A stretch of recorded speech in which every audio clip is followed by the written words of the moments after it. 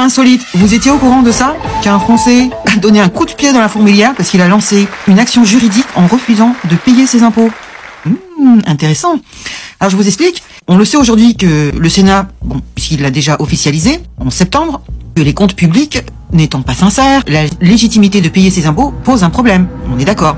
Oui, en effet, puisque la Commission des finances publiques accusait déjà en septembre Macron et Bruno Le Maire d'avoir maquillé les comptes publics en cachant des informations très très importantes et en mettant des bâtons dans les roues. Ils n'ont pas voulu qu'ils viennent vérifier les comptes. Vous vous rappelez, ça a duré des mois. Qu'ils ont même présenté des comptes publics sciemment falsifiés. Maintenant, on le sait, puisque c'est sorti dans la presse et le Sénat l'a officialisé. Donc en conséquence, vous avez Monsieur Laurent Pelé, membre de l'association Bon Sens. Je ne connaissais pas cette association. Regardez, c'est ça.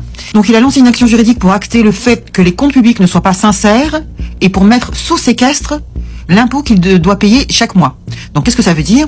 Donc ça veut dire que la mise sous séquestre d'une somme d'argent signifie qu'elle est temporairement conservée par la justice, la rendant indisponible pour les deux parties en litige. D'accord? Comme c'est une somme qu'il doit payer, mais qu'il veut pas payer, il la met à la disposition de la justice en attendant le procès et le jugement.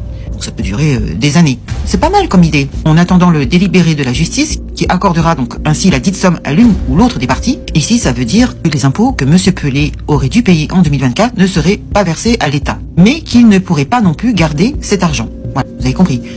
Tant que le procès ne sera pas terminé et que les comptes publics ne seront pas sincères, l'État risque d'attendre longtemps avant de percevoir ses impôts. Voilà une bonne idée, moi je trouve. Et en plus, cette action pourrait faire jurisprudence. Et des procédures similaires pourraient être intentées pour mettre également sous séquestre les impôts d'autres citoyens ou même pour demander des dommages et intérêts pour présentation de comptes maquillés. C'est vrai. Ils ont falsifié les comptes en nous disant que tout allait bien. C'est anormal.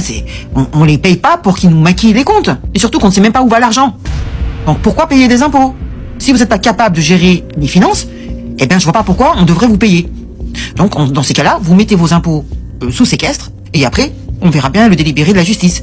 À mon avis, ce Monsieur Pelé aura gain de cause. Ça s'est passé en décembre 2024. Donc comme la justice est longue, ça peut durer plusieurs mois, voire même des années.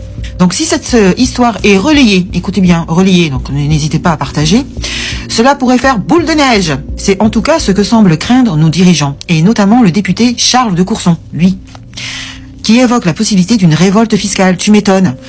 Étant donné l'exaspération des Français, moi j'en fais partie, je sais pas vous, mais à ce sujet, qui sont complètement essorés par l'État.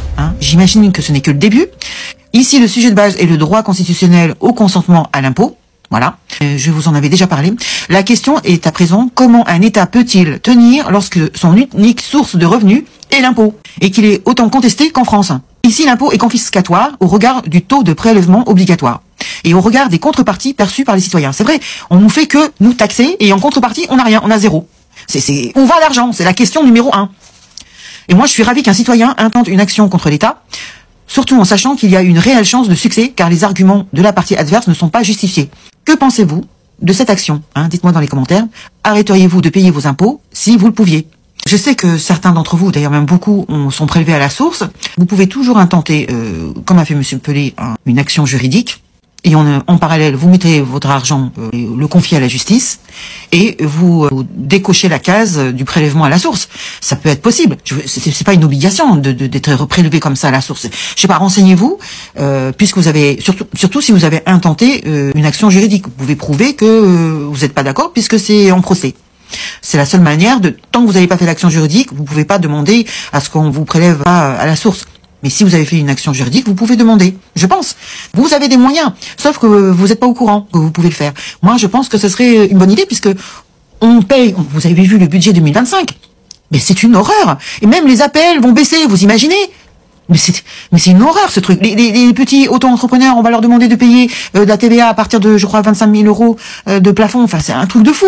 Il y en a marre de ces gens. Il y en a ras-le-bol. Donc, si on est beaucoup à faire cette demande, eh bien, peut-être que les choses vont bouger. Mais si vous faites rien, c'est sûr que rien ne va se passer. Alors dites-moi dans les commentaires ce que vous en pensez. Merci beaucoup.